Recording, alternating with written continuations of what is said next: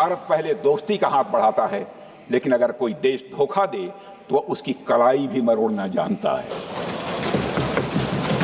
अध्यक्ष महोदय, हमारी नीति स्पष्ट है कि हमने एक समय लाहौर बस यात्रा की भाषा में बात की थी तो पाकिस्तान ने हमारी उस भाषा को नहीं समझा, तो अब हम उन्हें बालाकोट स्ट्राइक की भाषा में जवाब देंगे। अध्यक्ष महोदय, भारत के लिए शांति हमारी प्रायोरिटी है, हमारी प्राथमिकता है और हमारी शक्ति उसका आधार है। भारत के लिए शांति प्राथमिकता है और हमारी शक्ति उसका आधार है।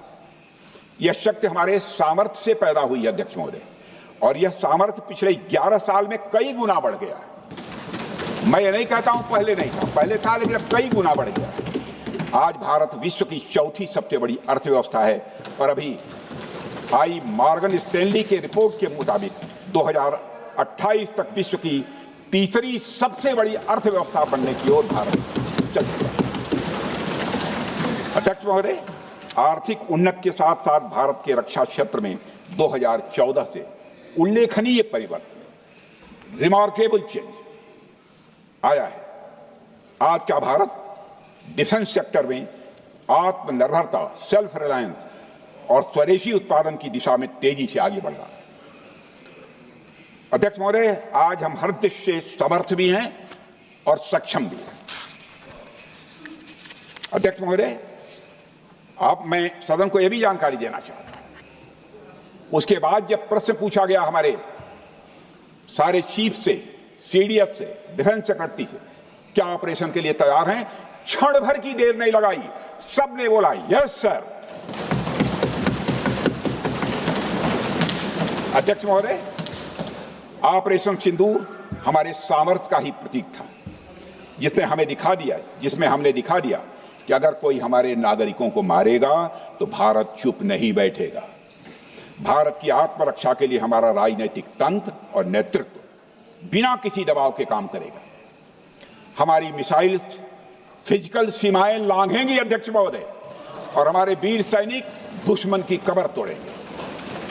अध्यक्ष महोदय, हम आतंकवाद को उसके हर रूप और स्वरूप में पूरी तरह समाप्त करने के लिए पूरी तरह से प्रतिबद्ध हैं, और इस संदर्भ में हमें एक महत्वपूर्ण बात समझनी होगी। Pakistan sponsored terrorism is not random madness, there is a method in this madness. यह एक सुनियोजित रणनीति है, यह एक फंडामेंटल रेज है। अध्यक्ष महोदय, प्रसिद्ध लेखक वीएस नायपाल ने सही कहा था, पाकिस्तान में होना एक ऐसी अल्टरनेट और कंट्रास्टिंग रियलिटी है, where war is peace, freedom is slavery, ignorance is strength. यानी यहां युद्ध ही शांति है, गुलामी ही स्वतंत्रता है और जिहालत यानी अज्ञानता ही ताकत है। अध्यक्ष महोदय, इसलिए पाकिस्तान द्वारा प्रायोजित आतंकवाद कोई पागलपन नहीं है। पाकिस्तान द्वारा प्रायोजित आतंकवाद कोई पागलपन नहीं है, यह एक सोची समझी साजिश का हिस्सा है। यह एक ऐसी प्रक्रिया है जो आतंक को एक पॉलिटिकल टूल की तरह इस्तेमाल करती है। यह सिर्फ आतंकवाद नहीं, यह एक टूल किट है, एक ऐसा टूल किट जिसे पाकिस्तान की सेना और उसकी एजेंसियां एक नीति के तहत अपनाए हुए हैं। This tool kit is in opposition to civilized code of conduct that the rest of the world prefers to abide by।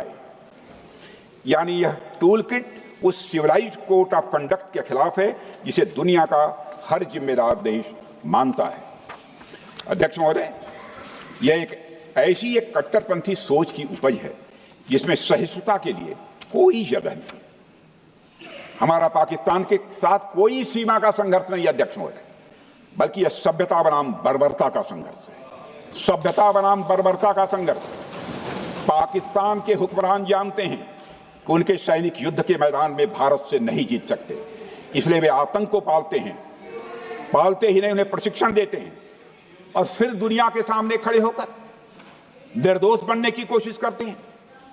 अध्यक्ष महोदय, पाकिस्तान दोहरे मापदंड और झूठ की बुनियाद पर खड़ा हुआ एक ऐसा देश है जो जो अब फेल्ड स्टेट के तौर पर देखा जा रहा है। भारत ने ऑपरेशन सिंदूर के जरिए